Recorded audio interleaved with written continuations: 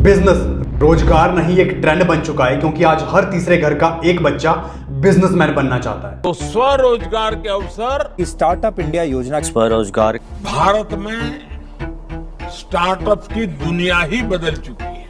देखा जाए तो धीरे धीरे नौकरियों का टाइम जा रहा है और बिजनेस का दौर आ रहा है, क्योंकि जब हम बात करते हैं 2030 तक इंडिया को $10 ट्रिलियन की इकोनॉमी बनाने की, तो जाहिर सी बात है कि वो नौकरियों से तो नहीं बनेगी। दुनिया के 90% लोगों के पास 10% पैसा है और 10% लोगों के पास 90% पैसा है, लेकिन उन 10% लोगों में कोई नौकरी तो नहीं करता। यही सोच के 9 से 5 की जॉब को बाय बाय बोल के अपने शौक पूरे करने के लिए और एक अमीर आदमी बनने के लिए तुम बिजनेस करने की ठान लेते हो। अपनी सारी सेविंग्स को जोड़ के माँ बाप और रिश्तेदारों से पैसे लेके, यहां तक कि बैंक से लोन लेके 10 से 15 लाख का जुगाड़ करके आप एक बिजनेस की शुरुआत करते हो। और इतने पैसे लगाने के बाद भी अगर वो बिजनेस ना चल पाए, इतने पैसे लगने के बाद भी सिर्फ एक गलत इंडस्ट्री और गलत आइडिया की वजह से आपका बिजनेस बंद पड़ जाए, तो आपको कैसा लगेगा? डेटा के अकॉर्डिंग 90% लोग जो बिजनेस की शुरुआत करते हैं उनके यही हालात है। भारत में हर दिन 1,37,000 नए बिजनेस शुरू होते हैं, but 90% of them fail and 10% of them fail in the first year of launch. हर इंसान आज बिजनेस शुरू करने से पहले या किसी भी सेक्टर में इन्वेस्ट करने से पहले यही सोचता है कि कहीं ये धंधा बंद तो नहीं हो जाएगा, कहीं मेरा सारा पैसा डूब तो नहीं जाएगा। पर कैसा रहेगा? मैं आपको कुछ ऐसे बिजनेस आइडियाज बताऊं जिन्हें बहुत आसानी से आप बहुत सक्सेसफुल और प्रॉफिटेबल बना सकते हो। कैसा रहेगा अगर आपको कुछ ऐसे बिजनेस आइडियाज बताए जाएं जो कभी बंद हो ही नहीं सकते, जो एवरग्रीन है, जो धंधा चलेगा ही चलेगा। कुछ ऐसे सेक्टर जहां आप अपना बिजनेस शुरू भी कर सकते हो या इन सेक्टर्स की अच्छी कंपनीज में अपना पैसा भी इन्वेस्ट कर सकते हो। तो आपके वक्त की कीमत को समझते हुए करते हैं वीडियो की शुरुआत। Idea number 1। भारत की सबसे बड़ी खासियत है कि यहाँ के लोग खाने के बहुत शौकीन हैं। हर 100 किलोमीटर के बाद भाषा भी बदलती है और स्वाद भी। जोमैटो और स्विगी की बात करें तो इन्होंने इसी बात का फायदा उठा के हजारों करोड़ का बिजनेस बना लिया है। जोमैटो और स्विगी के अलावा फेजॉस, फ्रेश मेन्यू, बॉक्स इट और हंगर बॉक्स कुछ ऐसे स्टार्टअप्स हैं जिन्होंने 2 बूमिंग सेक्टर्स को कंबाइन करके एक जबरदस्त बिजनेस बनाया। डोमिनोज, मैकडोनल्ड और KFC भी इसका एक बड़ा एग्जांपल है। दीज आर द कंपनीज जिन्होंने फूड सेक्टर को चुना और उसमें जबरदस्त धंधा बनाया। मार्केट साइज की बात करें तो इंडिया का फूड सर्विस मार्केट 2023 में था $70 बिलियन और 2029 तक ये लगभग $125 बिलियन तक जा सकता है। दिस नंबर क्लियरली शोज कि इस सेक्टर में बिजनेस शुरू करना प्रॉफिटेबल होगा। फूड सेक्टर में बिजनेस करने के तो आइडियाज भी बहुत हैं, जैसे कि food vlogs, food channel on YouTube, dietitian, nutritionist, home tiffin service, catering, cooking classes, homemade pet foods, sprouts making and the list is endless. दुनिया में कुछ भी चले, सर्दी हो या गर्मी हो, रात हो या दिन हो, शादी हो या श्राद्ध हो, लेकिन लोग खाना नहीं छोड़ेंगे।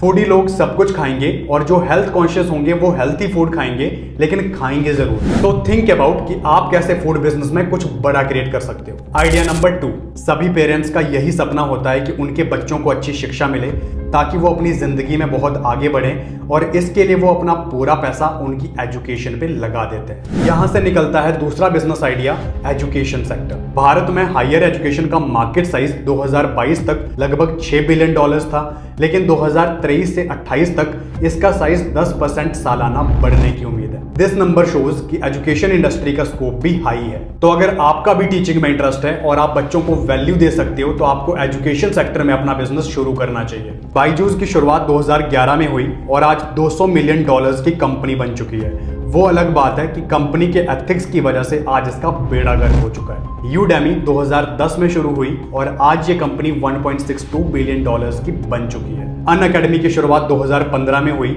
और 2022 तक ये अराउंड $3.4 बिलियन की कंपनी बन चुकी थी। इसके अलावा स्किल शेयर, कोर्सेरा, अपग्रेड, ये सारी कंपनीज इसी सेक्टर का हिस्सा हैं और अच्छा पैसा बना रही है। Apart from all, Khan sir, Ojha sir, physics वाला और विकास सर भी एजुकेशन सेक्टर का ही पार्ट हैं, and again the list is endless. इस सेक्टर में शुरुआत करने के बहुत से तरीके हैं, जैसे आप स्कूल खोल सकते हो, कॉलेज खोल सकते हो या फिर एक कोचिंग सेंटर की शुरुआत कर सकते हो। एजुकेशन सेक्टर में सिर्फ किताबी ज्ञान ही नहीं आता, आप हर वो चीज सिखा सकते हो जिसमें आप मास्टर हो, फिर चाहे वो खाना बनाना हो या गिटार सिखाना, स्विमिंग करना हो या चेस खेलना, गाना गाना हो या डांस सिखाना। अगर आप एक अच्छे वीडियो एडिटर भी हो तो आप वो सिखाना शुरू कर सकते हो।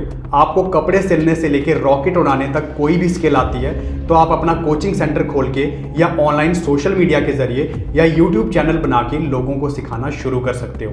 इससे आपका बहुत फायदा होगा। थोड़ी सी ब्रेनस्टॉर्मिंग करो, थोड़ा सा दिमाग दौड़ाना शुरू करो और देखो कि कैसे आप इस इंडस्ट्री का पार्ट बन के एक सक्सेसफुल बिजनेस बना सकते हो। आइडिया नंबर 3, आज global fashion industry 2.5 trillion dollars की हो चुकी है। दुनिया का दूसरा अमीर इंसान एक फैशन ब्रांड का मालिक है। अगर एक ग्राफ पर फैशन इंडस्ट्री की ग्रोथ को देखें तो एक ट्रेंड साफ दिखता है। 1900 से लेकर 1950 तक ये इंडस्ट्री काफी स्लोली ग्रो हुई, लेकिन पिछले 25 सालों में ये इंडस्ट्री 230% से ग्रो हुई है। आज का दौर नॉर्मल फैशन का नहीं, फास्ट फैशन का है, यानी वो फैशन जो ट्रेंड में बहुत जल्दी आता है और उतनी ही जल्दी चला भी जाता है। टाइम ऐसा आ चुका है कि हर दूसरे महीने एक नया ट्रेंड आता है। भारत एक ऐसा देश जहां हर 100 किलोमीटर के बाद भाषा ही नहीं बदलती बल्कि फैशन भी बदलता है। मार्केट साइज की बात करें तो इंडिया का टेक्सटाइल और गारमेंट्स का मार्केट 2022 तक 172.3 बिलियन डॉलर्स का था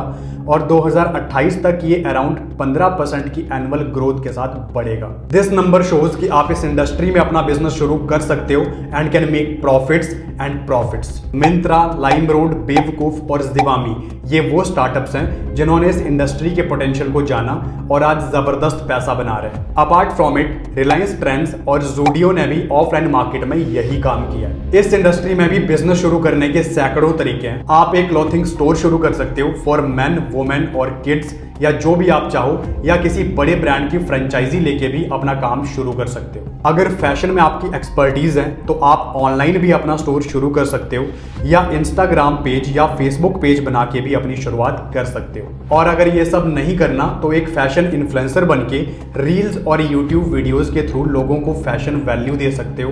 and again the list is up to so on. Idea number 4, 1947 में जब भारत आज़ाद हुआ तो जनसंख्या थी 39 करोड़ और आज 77 साल बाद वही पॉपुलेशन बढ़ के हो गई है 141 करोड़। मतलब 77 साल बाद पूरे 100 करोड़ लोग बढ़ चुके हैं। तो दाल, चावल, गेहूं की भी वृद्धि होनी चाहिए क्योंकि खाने वाले तो बढ़ गए लेकिन जमीनें तो उतनी ही रही। उपज बढ़ाने के लिए 1960 में ग्रीन रेवोल्यूशन शुरू हुआ जिसमें भारतीय किसानों को मॉडर्न टेक्नोलॉजी के साथ साथ केमिकल्स, पेस्टिसाइड्स और फर्टिलाइजर से भी वाकिफ करवाया गया। पॉपुलेशन के साथ पॉल्यूशन भी बढ़ा, पानी भी गंदा हुआ और हर घर में आरओ लगने शुरू हुए। यही नहीं, आज तो हवा भी इतनी गंदी हो चुकी है कि लोगों ने एयर प्यूरिफायर का सहारा लेना शुरू कर दिया है। और यही सारे चेंजेस आज हमारी जिंदगी में हजारों बीमारियों का कारण बन चुके हैं। पहले जिन बीमारियों के हमने नाम तक नहीं सुने थे, आज वही बीमारियां आम बात हो गई हैं। हर घर में डायबिटीज, ब्लड प्रेशर और थायराइड के पेशेंट आपको मिल ही जाएंगे। ऐसे में हेल्थ केयर सेक्टर एक एवरग्रीन सेक्टर है जो कभी बंद नहीं हो सकता। इनफैक्ट कोरोना काल ने तो दुनिया को अच्छे से बता दिया है कि हेल्थ इंश्योरेंस पॉलिसीज ये सब होना कितना जरूरी है। मार्केट साइज की बात करें तो भारत में हेल्थ केयर इंडस्ट्री 2022 तक 372 बिलियन डॉलर्स की थी और 2016 से ये लगातार 22% की एनुअल ग्रोथ के साथ बढ़ रही है। दिस नंबर ऑल्सो शोज कि इस इंडस्ट्री में बिजनेस शुरू करना फायदेमंद होगा। Netmeds, Healthify, pharmacy, Tata health, Practo, generic Aadhaar और इंडिया मेडिसिन ये हेल्थ सेक्टर के कुछ सक्सेसफुल स्टार्टअप्स हैं जिनके बारे में रिसर्च करके आप अपना काम शुरू कर सकते हो। और अगर आप बिजनेस, फाइनेंस और इन्वेस्टिंग को लेके अपडेटेड रहना चाहते हो तो मुझे इंस्टाग्राम पे फॉलो कर सकते हो। द फाइनल कंक्लूजन, इन सब के साथ साथ ध्यान देने वाली बात यह है कि किसी भी बिजनेस की सक्सेस के लिए सिर्फ आइडिया मायने नहीं रखता और ना ही ये मायने रखता है कि आप कितना पैसा लगा रहे हो। जिन इंपॉर्टेंट फैक्टर्स को हम भूल जाते हैं वो है the right way of execution, market research, marketing strategy और टाइम। अगर आप अपने आइडियाज को सही से एग्जीक्यूट नहीं करते हो तो हो सकता है कि आपको वो रिजल्ट ना मिले जो आप एक्सपेक्ट करते हो। मार्केट रिसर्च में आप देखो कि जहां आप अपना बिजनेस शुरू करना चाहते हो वहां की लोकेशन कैसी है, वहां की पॉपुलेशन कितनी है और वहां पे एग्जिस्टिंग कंपटीशन कितना है। मार्केटिंग स्ट्रैटेजी में आपको देखना होगा कि ऐसी कौन सी इनोवेटिव स्ट्रैटेजी यूज करो जिससे आप एग्जिस्टिंग कंपटीशन को ओवरटेक कर सको। The most important factor is time. ऐसा बिल्कुल नहीं होगा कि 6 महीने या 1 साल में आपको सक्सेस मिलेगी। अगर मिल जाए तो अच्छा है, लेकिन अगर नहीं मिले तो एक बड़ी पुरानी बात है कि किसी भी बिजनेस या प्रोफेशन में एक्सपेक्टेड रिजल्ट पाने के लिए कम से कम 3 साल पूरी ईमानदारी से देने पड़ते हैं। तो अगर आप इन सब फैक्टर्स को समझ चुके हो और अभी तक वीडियो में टिके हो तो इसका मतलब आप में कैपेबिलिटी है एक बिजनेस को सक्सेसफुल बनाने की। बिजनेस तो करना है लेकिन पैसों की तंगी है, देन ऑल्सो डोंट वरी, क्योंकि गवर्नमेंट देगी आपको पैसा आपके बिजनेस के लिए। कैसे मिलेगा उसके लिए आपको एक और वीडियो देखना पड़ेगा जिसका लिंक मैंने डिस्क्रिप्शन और आई बटन में दे दिया, या सिंपली आप मेरी वेबसाइट पे जाके लोन या किसी भी फाइनेंशियल सर्विस का फायदा ले सकते हो, उसका लिंक भी आपको डिस्क्रिप्शन में मिल जाएगा। आई होप कि मेरी इस वीडियो से आपका कुछ फायदा हुआ होगा और सारे बिजनेस आइडियाज को मैंने डिटेल्ड समझाया होगा। If you appreciate my efforts then press like button, और अगर मुझसे कनेक्ट करना चाहते हो तो सब्सक्राइब कर दो and also press the bell icon ताकि सभी फ्रेश वीडियोस की नोटिफिकेशन आप तक पहुंच जाए। And most important, don't hesitate to share the video. मिलते हैं हमारे अगले वीडियो में, तब तक के लिए बाय।